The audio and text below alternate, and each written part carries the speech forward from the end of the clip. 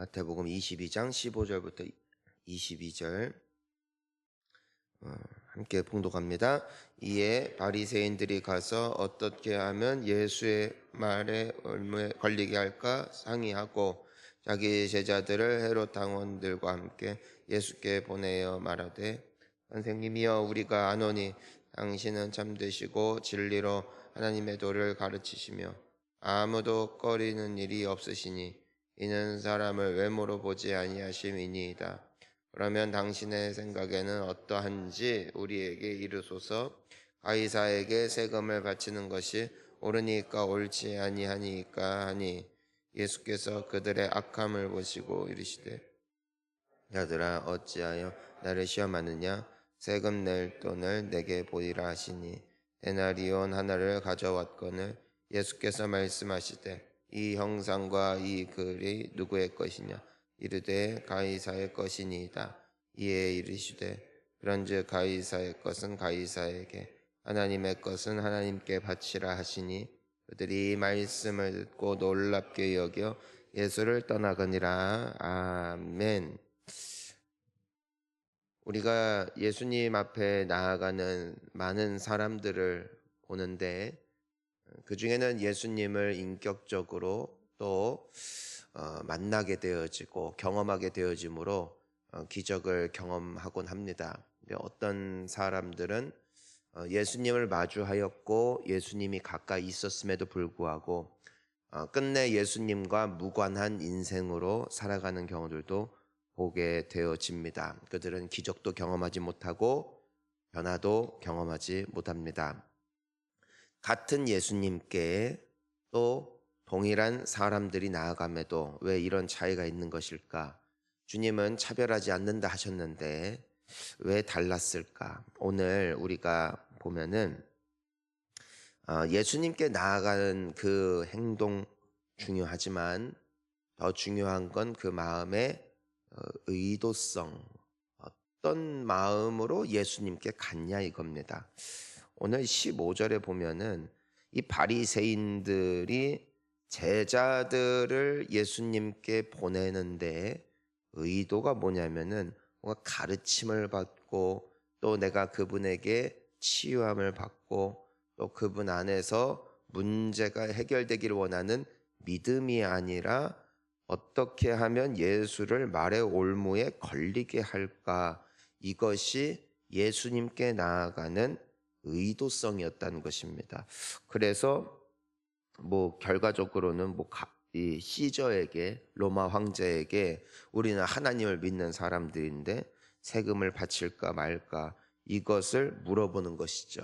굉장히 예민할 수 있는 문제였다. 그러니까 예수님이 18절에 보면은 어찌하여 나를 시험하느냐 그러면서 그 앞에 뭐라고 하시냐면은 외식하는 자들아, 외식하는 자들아. 자, 우리가 교회에 오고 또 예배를 드리고 말씀을 듣고 아멘을 하고 또 그것에 대해서 가르치기도 하고 나누기도 하고 하지만 주님은 우리가 외식하는 자인지 진실된 신앙인인지 보고 계시다는 것입니다. 자, 오늘 이 사람들이 예수님께 간 거는 시험하려고 했다. 예수님을 시험하려고 했다. 이분이 과연 아는가? 이분이 과연 이것에 대해서 옳고 그름을 우리에게 판단해 줄 수 있는가? 우리에게 한번 질문을 해보는 것이죠. 나는 예수님께 나아갈 때 어떤 의도인가? 나는 예수님 앞에 기도할 때 참으로 살아계신 하나님으로 대하는가? 구원자로 대하는가? 나를 사랑해 주시고 나를 위해 죽으신 분으로 대하는가? 나의 치유자요, 나의 인생의 유일한 해결자로 여기는가? 아니면 혹시라도 기도가 들어지려나 시험하는가?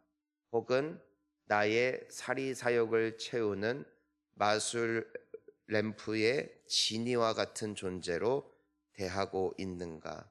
우리가 어떠한 마음으로 주님 앞에 나아가는지를 주님은 너무나도 잘 알고 계시다는 것입니다.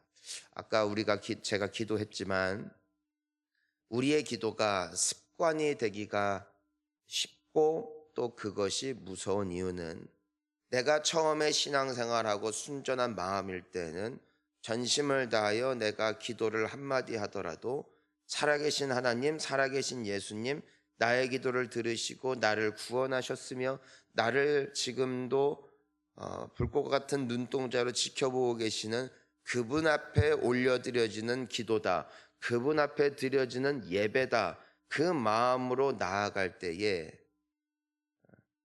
그건 참된 마음이라는 것이죠. 하지만 내가 예배를 드리는 것이 습관이 되고 기도를 드리는 것이 습관이 되다 보니까 내가 기도를 하면서도 내가 기도하는 대상이 어떠한 분이신지를 잊어버리더라는 것이에요. 주님 앞에 나아갈 때 의심하거나 시험하거나 혹은 없는 존재가 아니라 참으로 왕 중의 왕이시요 우리의 기도를 들으시고 응답하실 수 있는 살아계신 하나님이심을 굳게 믿는 믿음이 우리에게 회복되어야 될 줄 믿습니다. 의도성을 잘 헤아려야 됩니다. 이 바리새인들의 또 하나의 특징은 뭐냐면 예수님을 이용해 먹었다. 그분을 통해서 본인들의 정치적 야심, 또 사람들의 어떤 인기와 명성을 예수님을 통해서 얻으려 하였다. 가룟 유다가 결과적으로 예수님을 버리고 떠난 이유는 예수님을 통해 그는 부자가 되기를 원했다. 의도성 말입니다. 예수님께서 요한복음을 보면은 비로소 자기가 이 세상의 죄를 씻기 위하여 오신 하나님의 아들이시며 그분이 십자가에 달려 죽으실 것에 대해서 말씀하자 많은 그분을 따르던 제자들이 그날 이후로 예수를 떠났다라고 성경은 기록하고 있어요. 의도성 말입니다. 교회를 다닐 때 그 의도로 다니는 사람들이 많다는 것이에요. 그들은 어느 날엔가 시험에 듭니다. 왜 그렇습니까? 예수님은 우리에게 부자 되게 하려고 오신 분이 아니라 우리를 구원하기 위해 오셨거든요. 그러니까 예수님께서 제자들에게 물어보시죠. 너희도 날 떠나려느냐? 그러자 베드로가 뭐라고 대답합니까? 생명의 말씀이 여기 계심에 우리가 어디를 가겠습니까? 우리는 당신이 하나님의 아들이신 줄을 이제 알았습니다. 가지 않겠습니다. 그들이 마지막까지 예수님 곁을 지켰던 이유는 이젠 예수님을 통해서 출세하겠다 이런 의도, 물론 처음엔 그런 의도성이었는지도 모르겠어요. 하지만 바뀌었다는 것이죠. 당신의 말씀에 생명이 있고 당신은 하나님의 아들이십니다.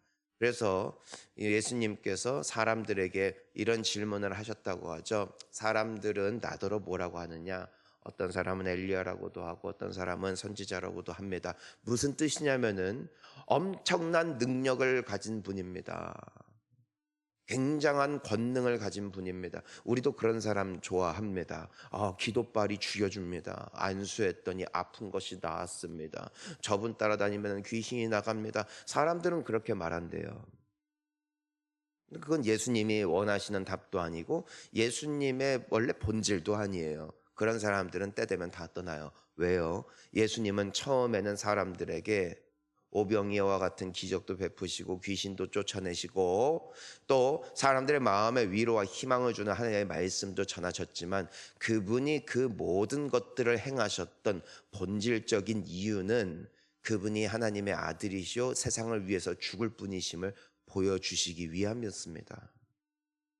얼마 전에도 말씀을 통해 나누었지만 우리가 하나님의 기적과 하나님의 어떤 선명한 어떤 이적을 보통 신앙생활 초창기에는 수없이 많은 사례를 통하여 경험을 하지만 왜 때 되면은 초창기처럼 잘 안 될까? 그래서 어떤 분들은 그래요.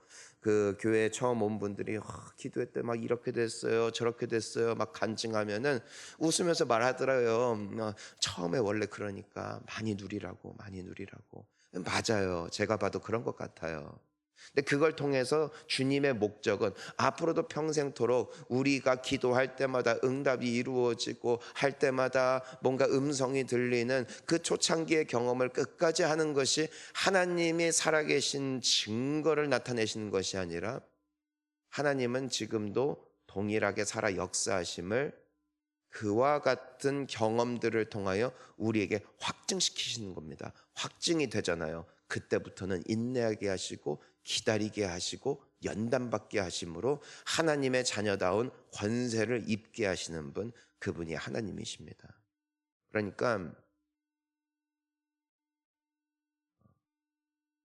어제 응답 안 주셨다고, 오늘 응답 안 주신다고 이제 우리는 흔들릴 사람들이 아니에요. 사실 우리가 새벽에 나와서 기도하는 것은 우리가 새벽에 기도할 때마다 물론 하나님이 우리에게 은혜 주시죠. 새 힘 주시죠. 하지만 눈에 드러나는 가시적인 효과는 과거에 비하면 줄어든 것이 사실입니다. 여전히 내가 기도하는 전도 대상자들이 예수님을 믿지 않습니다. 여전히 내가 기도하고 있는 병자, 환자들이 고침을 받지는 않습니다. 하지만 기도할 때마다 주님은 우리에게 믿음은 주십니다. 내가 너와 함께한다. 그리고 우리는 정말 그것이 믿겨집니다. 왜 그렇습니까? 이미 그분이 살아계신 하나님이심을 확신할 수 있는 여러 증거들을 우리 평생을 통해 보여주셨기 때문이죠. 그러니 오늘 예수님의 말씀처럼 시험하지 맙시다. 시험하지 맙시다. 보지 않고 믿는 자가 복이 있을지어다. 충분히 보여주지 않았냐 이거야. 이스라엘 백성들의 패착이 거기 있죠. 홍해 갈라줬어. 10가지 재앙 보내줬어요. 마지막 날 그 모든 장자들이 죽던 날 이스라엘 백성들의 장자들만 살아남았어. 만나를 내려주셨어. 반석에서 물을 내셨어. 말이 되냐고. 엄청난 걸 기적했죠. 경험했잖아요. 그럼 믿으라 이거야. 그런데 이 이스라엘 백성들은 뭐 했다는 거예요? 또 보여달라. 또 보여달라. 안 보여주니까 삐지고, 안 보여주니까 열받고, 안 보여주니까 시험 들고, 결과적으로 하나님께 원망하고. 사람들은 예수님을 선지자로 여겼어요. 쇼쟁이로 여겼다 이거예요. 능력이 많은 분으로 여겼다 이거예요. 그거에는 끝이 주님을 떠나는 거예요. 왜요? 예수님을 통해서 본인들의 해방이 로마 시대의 그 로마 정권으로부터 자유가 그들이 예수님을 따르는 목적이었다, 목표였다. 마치 가룟 유다가 돈이 목적이었던 것처럼. 예수님은 그러면은 오래 못 갈 텐데 하고 제자들에게 묻죠. 너희는 나더러 뭐라 하느냐? 베드로의 고백이 있어요. 주는 그리스도시요 살아계신 하나님의 아들이시니이다. 그 신앙 고백이 예수를 끝까지 따르게 하는 거예요. 따라가 주는 구원자이시고 살아계신 하나님의 아들이십니다. 그것만으로 따를 충분한 이유가 됩니다. 그분만 나를 구원하시고 그분은 하나님이십니다. 마땅히 따를 뿐. 그분이 나를 벌하신다 해도 난 할 말이 없어. 왜? 그분은 하나님이시다. 하지만 그분은 나를 벌하지 않아요. 그분은 구원자이시기 때문에 우리의 소망은 예수밖에 없는 줄 믿습니다. 그러니까 마음의 의도.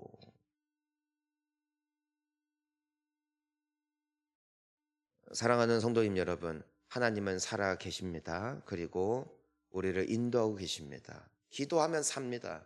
기도하면 우리가 지난주에도 함께 나눈 것처럼 시험에 들지 아니하고 시험을 넘어갈 수 있습니다. 기도만 답입니다. 기도를 해야 됩니다. 그래서 우리는 주님 앞에 매달립니다. 우린 더 이상 가게가 잘 되고 사업이 잘 되고 그저 공부를 잘하고 물론 이런 때도 필요합니다. 하지만 더 나아가 우린 천국 가야 됩니다. 우리는 마지막까지 믿음을 사수해야 됩니다. 그 길은 하나입니다. 주여 나를 도와주시옵소서. 끝까지 나를 붙잡아 주시옵소서. 그 인생이 서게 될 줄을 믿습니다. 마지막으로 이 사람들의 질문 말입니다. 이 본인들도 해결이 안 돼요. 시저에게, 로마 황제에게 세금을 내느냐 마느냐. 왜 그렇다는 거예요? 난 하나님의 자녀인데, 나는 하나님만 섬기는데, 나는 두 신을 섬기는 사람이 아닌데, 그럼 하나님께만 드리면 되지. 못하러 이 로마 황제한테까지, 못하러 국가에까지 내가 세금을 내야 되는가? 우리 조금 더 들어가 봅시다. 어떠한 데까지 나아가는 거냐면은, 나는 하나님께 순종하는데, 나는 하나님의 말씀에 순종하는데 내가 목사 말을 왜 들어? 나는 하나님만 믿는데 왜 목회자에게 잘해줘야 돼? 자, 요거예요. 하나 더 할게요.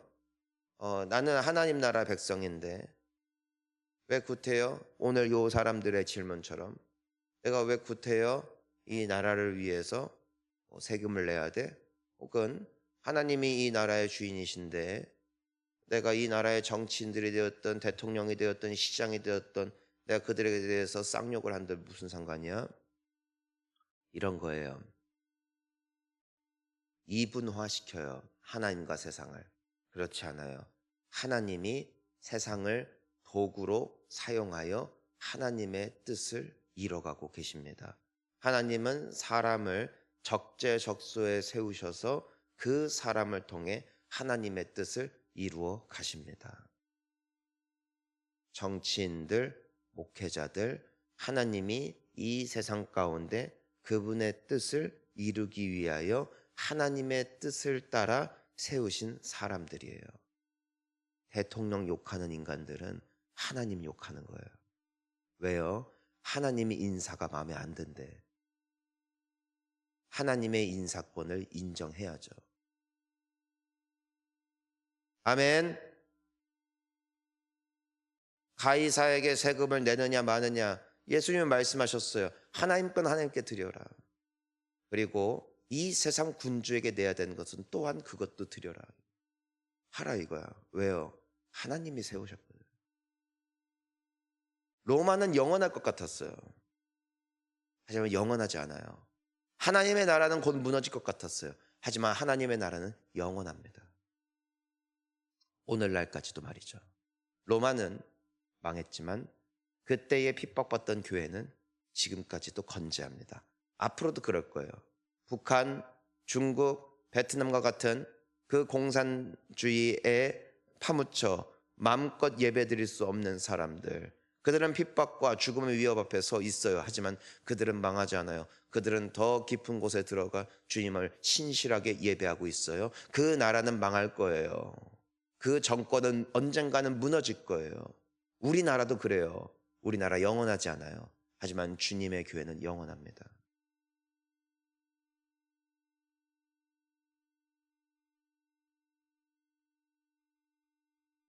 여러분들의 직장 상사에게 잘하세요. 골로새서 보니까 무슨 일을 하든지 간에 사람에게 하지 말고 죽게 하듯 하래요. 왜냐하면 우리가 섬기는 분은 하나님이시기 때문에. 우리가 섬기는 분이 하나님이라는 것이 그저 하나님 것만 잘하고 주변에 있는 사람들에게 욕을 하고 눈을 흘기며 그 사람들을 원망하라는 말이 아니에요. 그들을 대할 때 죽게 하듯 하래요. 여기 있는 지극히 작은 소자에게 냉수 하나 떠준 것, 그것이 곧 나에게 한 것이다. 예수님 또한 말씀하셨어요. 여기에 있는 지극히 작은 자에게 한 것이 곧 나에게 한 것이다. 내가 누구를 대하든지 간에 죽게 하듯 할 때에 그걸 주님이 받으세요. 그 사람이 아니라. 예수님은 그런 말씀하셨어요. 내가 보낸 자를 영접하는 것이 곧 나를 영접함이라. 내가 보낸 자를 존귀히 여기는 것이 곧 나를 존귀히 여김이라 이거예요. 그 사람은 나의 사자로 같다 이겁니다. 나의 대사로 같다 이겁니다. 사랑하는 성도님 여러분, 목회자들에게 순종하십시오. 목회자들에게 잘하십시오. 왜냐하면 그 사람의 성정, 인격, 나의 스타일 그것이 아니라 그 사람들을 세우시니까 하나님이잖아요. 그들에게 잘하는 게 곧 주께 잘하는 것입니다. 그들을 욕하고 막대하는 것이 주님을 욕되게 하고 막대하는 것입니다. 주님의 인사권을 인정하십시오. 국가에 충성하십시오. 죽게 하든 말입니다. 세금 잘 내십시오. 대통령을 축복하십시오. 정치인들을 축복하십시오. 시장을 축복하십시오. 그것이 곧 주님 앞에 우리가 온전히 서야 할 성도의 자세입니다. 하나님과 세상을 이분화하지 마요. 사람은 하나님의 도구이고 하나님이 쓰시면 하나님이 일하십니다. 모세의 지팡이는 아무런 능력이 없어요. 하지만 하나님의 지팡이가 됐을 때 그 지팡이를 통하여서 나일강이 핏덩어리가 되었고 그 지팡이를 통하여 반석에 물이 터졌고 그 지팡이를 통하여 홍해가 갈라졌습니다. 그 지팡이는 아무짝에도 쓸모없어요. 평범하고 낡고 오래된 지팡이에요. 하지만 여호와의 지팡이가 되었을 때 그 지팡이는 기적의 도구가 되죠. 우리도 그래요. 우리 모든 성도님들 말입니다. 사이좋게 지내세요. 우리 개개인은 약해요. 하지만 주님의 손에 들려진다면 그 인생을 통해 주님은 영광 받으실 것입니다. 어느 누구도 뭐라 할 수가 없는 것이죠. 즉 하나님을 사랑하십니까? 그렇다면 이웃을 사랑하십시오. 이웃을 사랑함으로 하나님을 사랑하고 교회를 사랑함으로 예수님을 사랑하는 것. 이것이 주님이 우리에게 가까이 주신 그분의 모습입니다. 예수님은 가까이 계십니다.